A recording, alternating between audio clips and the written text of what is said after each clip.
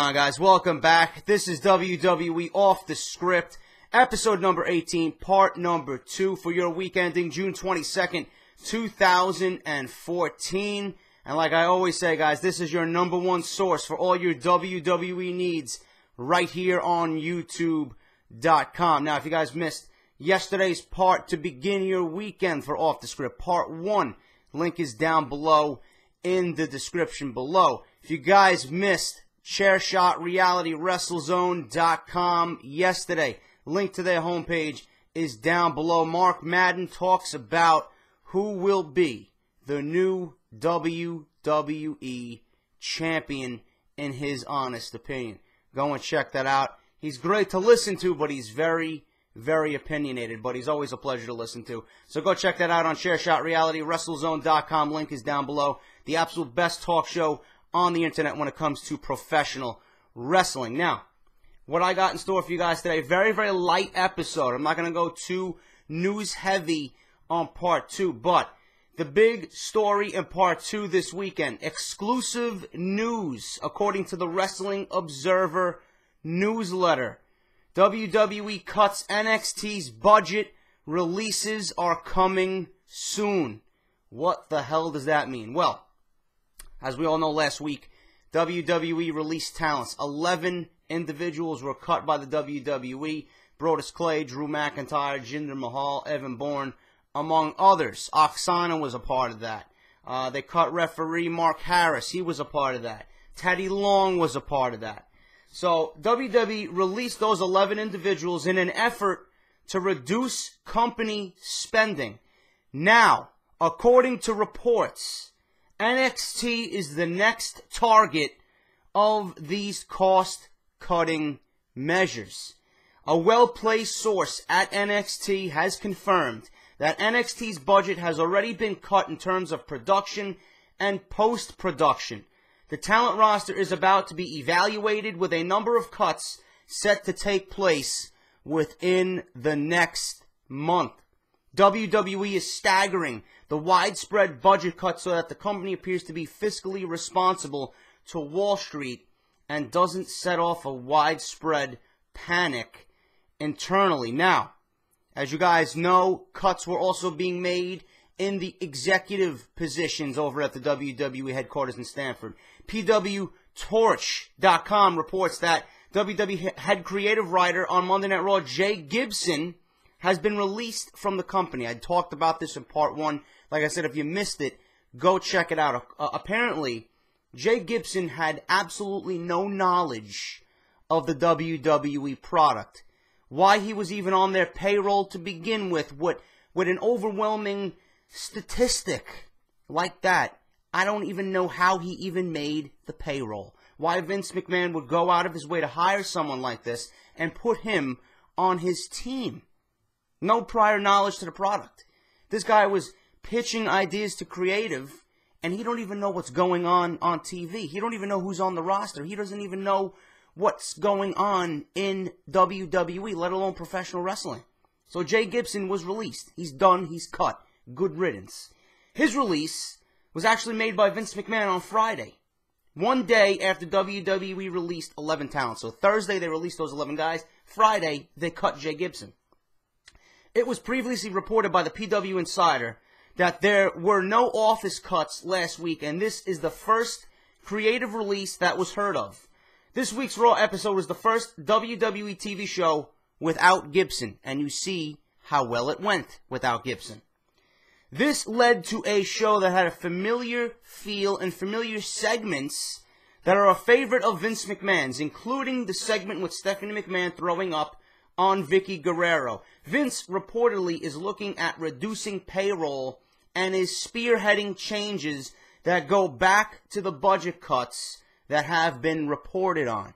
They're also cutting down on transportation. Wade Barrett doesn't have his forklift anymore. Fandango doesn't have his fancy lights in the ring anymore during his entrance. You see that was cut back. The amount of pyro has been cut back. So you guys asking JD how come they don't do pyro anymore? This is all a part of the budget cuts. Now, as far as the NXT guys go, I feel sorry for them. You know, they're working their asses off to get noticed.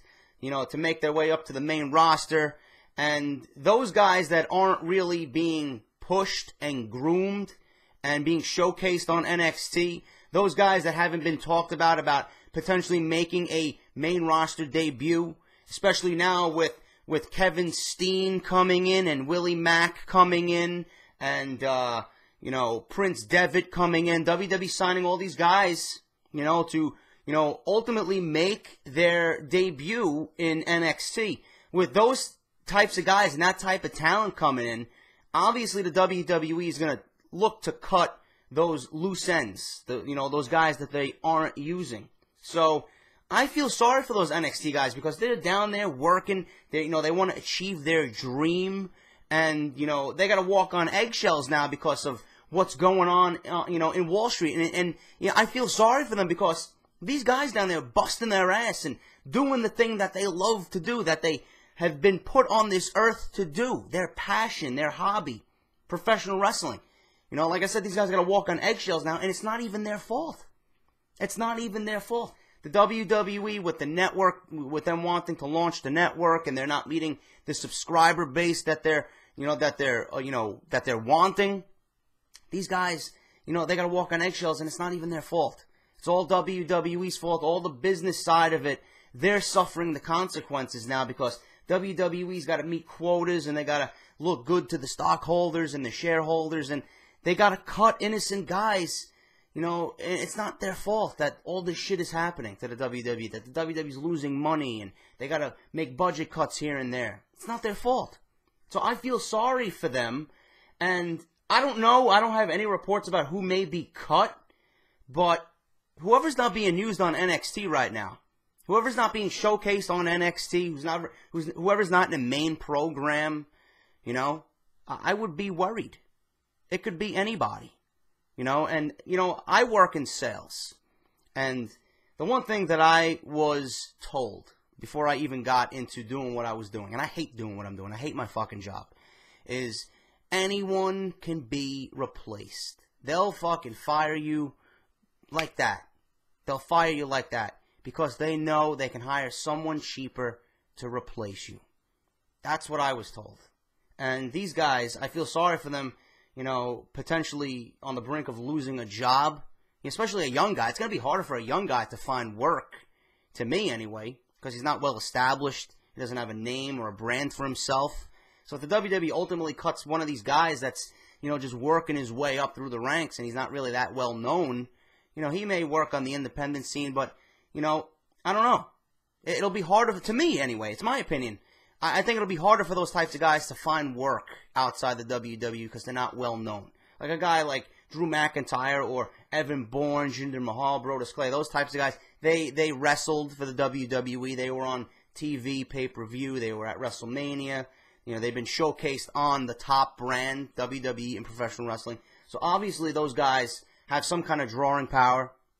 They could get, an easier time down in a Ring of Honor or a TNA. These younger guys, they gotta worry about finding work.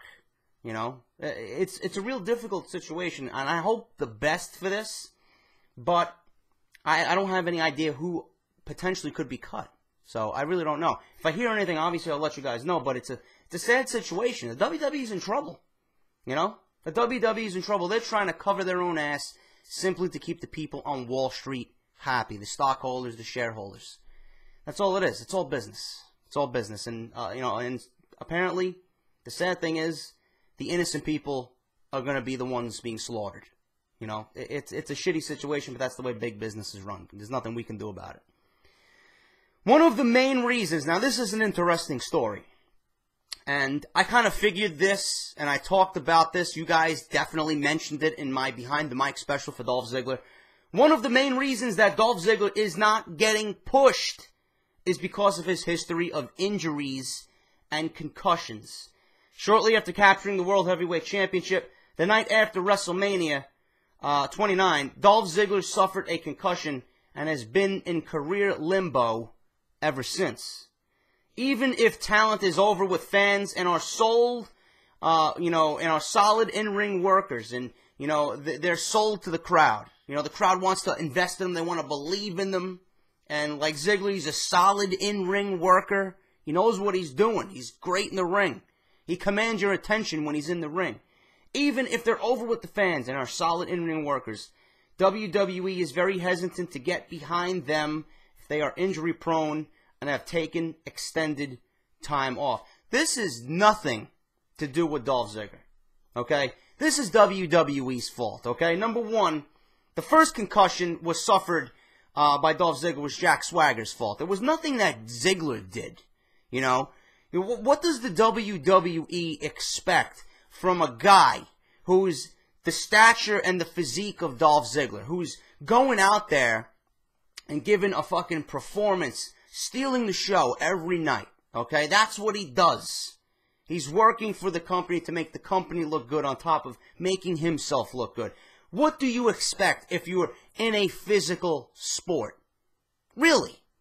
That would be me managing the Angels of Anaheim in MLB, and Mike Trout, the fucking probably the best player in baseball, gets injured because he slid headfirst into first base trying to beat out a fucking a short grounder to the shortstop, right? A slow squibber to the shortstop.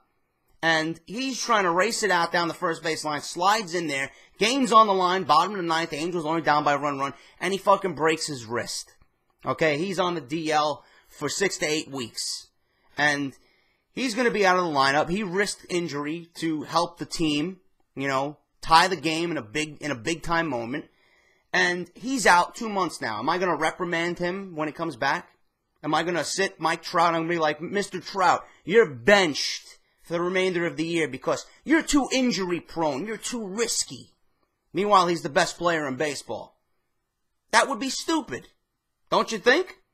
Here we have Dolph Ziggler, who, you know, the name might not be main event level. Dolph Ziggler may never be a main event level name, but the man, Dolph Ziggler, the guy who plays Dolph Ziggler, is money. He knows what he's doing in the ring. He knows the ins and outs of what's supposed to be done in the ring. He gets in the ring, he makes everyone in the ring look better. That's what he does. On top of being a fucking grade A worker, he's a class fucking worker, class A. Fucking, he knows what he's doing. But WWE is blaming Ziggler for going out there and doing his job. The first time was Jack Swagger. Every time you put him against Del Rio, and Del Rio's a stiff worker, you're risking injury. You're going to blame Dolph Ziggler for your lack of creativity because you want to book him against a guy like Del Rio every fucking night? You're going to put him against Ryback every fucking week? Really? I don't understand the WWE's logic here. Because he's injury prone, you're not going to give him a solid push? You're not going to get behind him? What happened to Randy Orton? Wasn't Randy Orton injured for an extended period? What about Triple H? Triple H has been injured more times than I can fucking count.